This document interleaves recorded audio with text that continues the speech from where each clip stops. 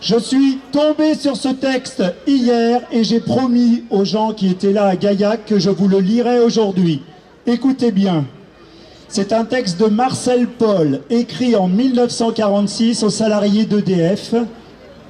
Chers collègues, je vous demande de ne jamais oublier que vous avez en charge un instrument fondamental de la vie du pays, que votre dignité comme l'intérêt national vous font un devoir impérieux de continuer à défendre sans jamais défaillir le service public, propriété de la nation, contre les représentants du grand capital industriel et bancaire, dont le seul objectif est d'asservir encore plus le pays à leurs insatiables besoins de domination et de profit. De continuer avec le même courage à défendre votre légitime statut national, vos retraites, vos œuvres sociales qui font désormais corps avec les 2 établissements publics issus du programme national de la résistance, expression du combat de ceux qui ont été jusqu'au sacrifice de leur vie pour sauver le pays et avec lui ses riches traditions d'humanisme et de liberté. Anciens et nouveaux, actifs et inactifs, ces lignes s'adressent à chacune et à chacun de vous avec une profonde conviction qu'ensemble, nous avons bien mérité et méritons toujours de cette patrie dont nous voudrions voir, filles, fils et parents, heureux. Marcel Paul, ce texte a 73 ans. Eh ouais, il y a les cabanets qui viennent là. La cabane au Canada. Je pense que tout le monde est arrivé. On était encore plus de 7000 aujourd'hui, ce qui est quand même vraiment exceptionnel. D'enchaîner deux manifestations, 10 000, plus de 10 000 jeudi et de nouveau plus de 7 000 aujourd'hui, ce qui est vraiment un signe très encourageant pour cette grève qui doit durer et pour montrer à ce gouvernement qu'on refuse ce projet de loi.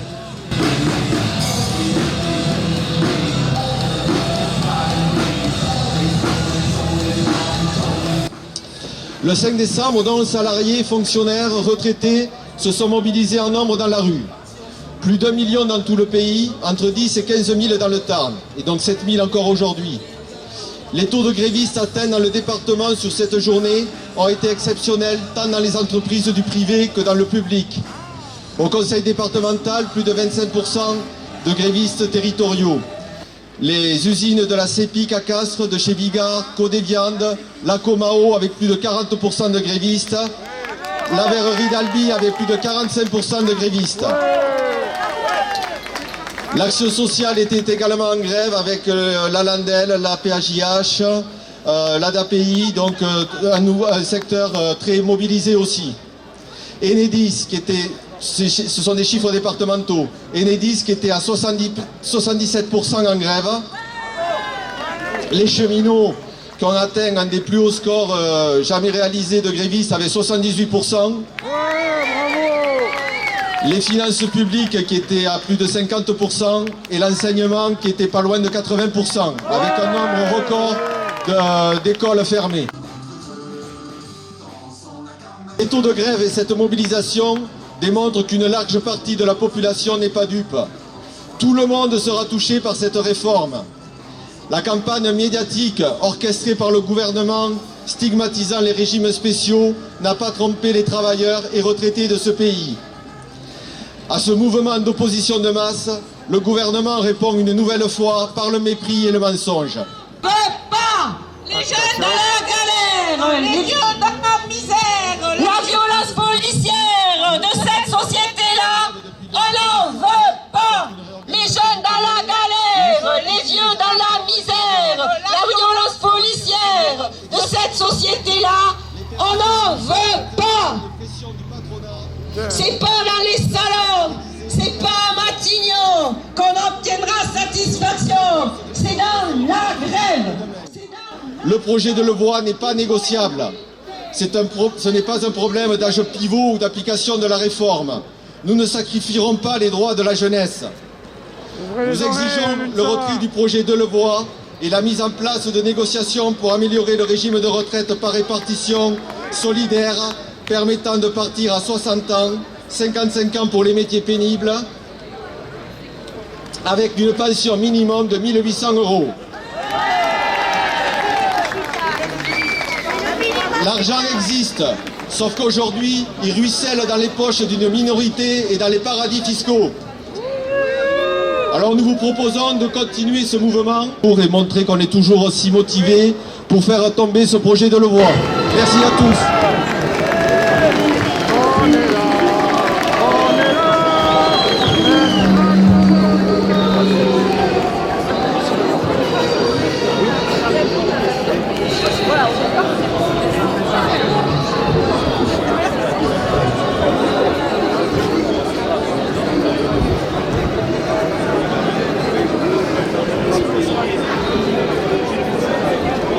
Pas certain que ça rassure tout le monde ce que tu racontes. Hein.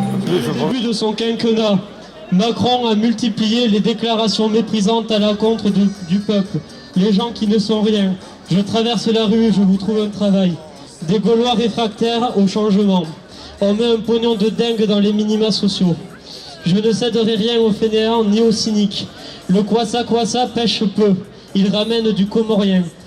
Tout en continuant à l'aide de son gouvernement au service du patronat à s'attaquer à nos conquêtes sociales, sécurité sociale, assurance chômage, services publics, rail, enseignement, hôpital, etc. C'est maintenant au tour des retraites d'être dans le collimateur du gouvernement. Avant, retraite à 60 ans, aujourd'hui, retraite à 62 ans, demain, 64 ans au moins. Le montant des retraites baissera d'emblée de 10 à 30% selon les métiers lors de la mise en place du nouveau système, par le simple fait de la prise en compte de l'ensemble de la carrière, y compris les petits boulots mal payés de début de carrière et étudiants, contre simplement les meilleures années dans le système actuel. Et avec le système par points, chaque année la valeur du point pourra baisser s'il faut réduire la dépense publique. Seuls les plus riches qui pourront se payer des fonds de pension privés pourront s'en sortir. D'ores et déjà, les futurs travailleurs, étudiants, lycéens et apprentis, les travailleurs du public et du privé, ou encore les anciens travailleurs retraités, résistent à l'État bourgeois et à la classe bourgeoise. On les retrouve dans les mouvements sociaux de protestation, syndicats, comités, ZAD, gilets jaunes. Malgré la répression continue du bras armé du gouvernement, gazage, garde à vue, matraquage, mains arrachées, yeux éborgnés, morts, la colère grandit ainsi que la détermination du peuple face au président des ultra-riches et à ses chiens de garde.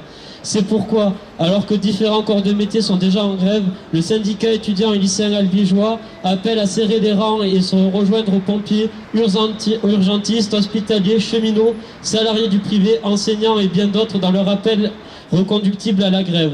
En effet, nous, étudiants, lycéens et apprentis, sommes touchés de plein fouet par les lois Blanquer, ORE, Parcoursup, etc. qui impactent déjà le quotidien de dizaines de milliers d'entre nous. Il s'agit pour nous non seulement de défendre notre service public de l'enseignement et de rejoindre l'ensemble des corps professionnels appelant à la grève, mais aussi de revendiquer de nouveaux droits. Élargement de l'assiette et du montant des bourses, gratuité de l'entièreté de l'enseignement, gratuité des cantines scolaires, retrait des lois ORE et Blanquer, prise en compte des années d'études sans rachat dans la retraite, parce que celui qui ne lutte pas a perdu d'avance. Engageons-nous dans la contre-offensive face à ce gouvernement et ses politiques bourgeoises. Organisons des assemblées générales partout où cela est possible pour nous organiser et bloquons nos établissements.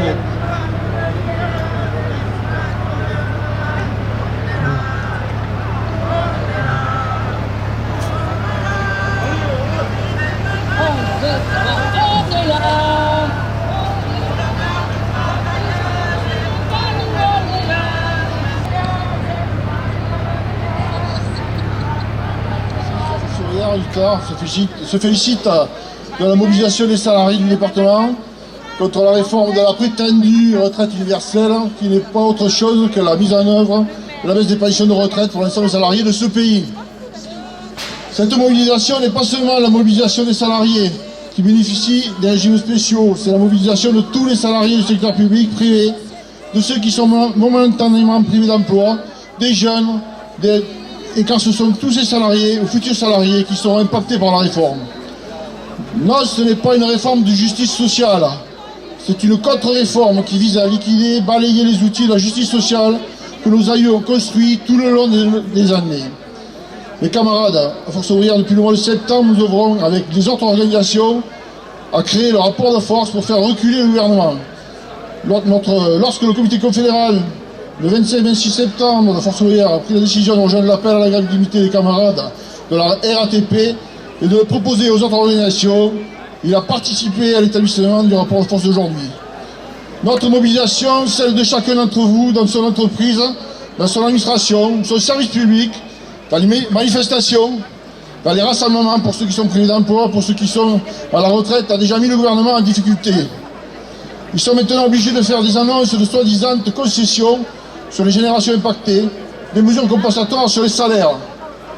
Ces concessions ne suffisent pas. C'est le retrait de la réforme que nous voulons. À aucun moment nous sacrifierons la jeunesse à venir. Demain, le Premier ministre va faire des annonces. Qu'il sache bien que nous ne nous contenterons pas de miettes. Ce que nous voulons, c'est le retrait. Nous n'accepterons pas de sacrifier les collègues de notre secteur. Nous n'accepterons pas de sacrifier les collègues plus jeunes, nos enfants. Oui, nous allons organiser la grève jusqu'au retrait. C'est notre mandat et nous le ferons plier le gouvernement. Camarades, je vous donne rendez-vous tous mercredi pour le rassemblement et jeudi, vous l'avez entendu, Sylvain l'a dit tout à l'heure, et l'ensemble des organisations vous attendent. Je crois qu'il est important qu'on se mobilise et qu'on tienne jusqu'au retrait. On ira jusqu'au bout.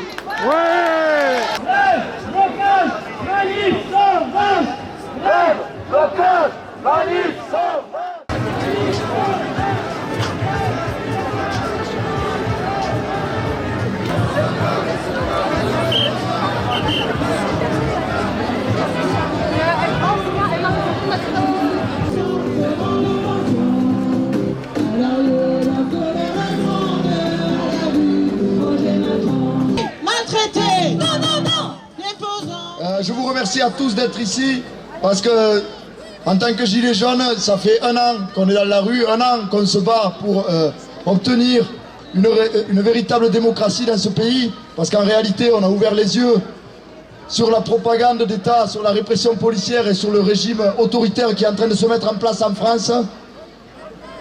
Quand on voit la casse aujourd'hui du système social français, je pense qu'on a tous intérêt à marcher main dans la main, dans la rue. Les syndicats, les gilets jaunes et tous les gens qui ne sont pas d'accord avec ce que fait ce gouvernement et ce qu'ont fait les gouvernements précédents avant lui. Ça suffit, il y en a assez. On a affaire chaque semaine, chaque samedi à Toulouse notamment, à la répression. On passe à la matraque, on se fait gazer comme des malfrats. On est des citoyens, je suis un paysan et on m'envoie la brigade anticriminelle. Est-ce qu'il n'y a pas là un problème ?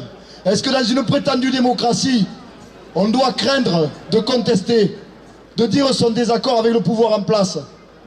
J'invite tous les gens qui sont ici à venir en manifestation à Toulouse le samedi, à venir se rendre compte par eux-mêmes de la gravité de l'état dans lequel se trouve notre pays et à lutter pour nos droits, pour nos enfants. Il y a 30 ans, dans ce pays, on vivait libre. Aujourd'hui, on ne l'est plus. Comment vivra-t-on dans 30 ans? On est aujourd'hui dans la 6e puissance mondiale et on nous dit qu'il n'y a pas d'argent. Est-ce que c'est à nous de payer pour quelques milliardaires, 9 milliardaires qui possèdent 90% des médias et qui balancent leur soupe tous les soirs sur BFM? Derrière.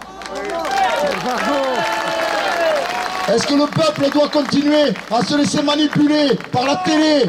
Je dis, éteignez la télé, allumez le cerveau.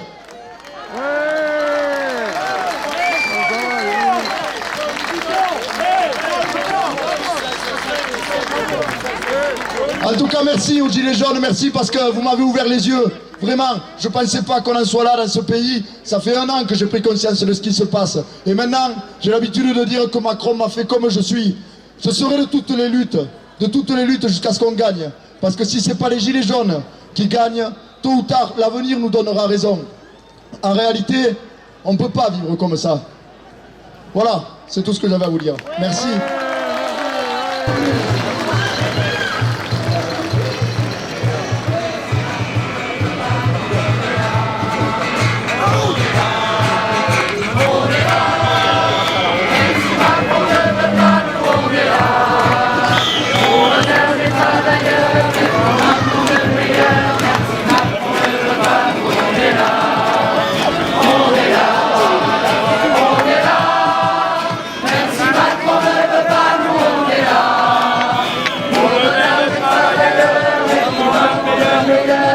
si Macron ne veut pas, nous on est là. On est là, on est là. Même si Macron ne veut pas, nous on est là. Pour le faire des travailleurs et pour un monde meilleur. Même si Macron ne veut pas, nous on est là. Même si Macron ne veut pas, nous on est là. Pour le faire des travailleurs et pour un monde meilleur. Même si Macron ne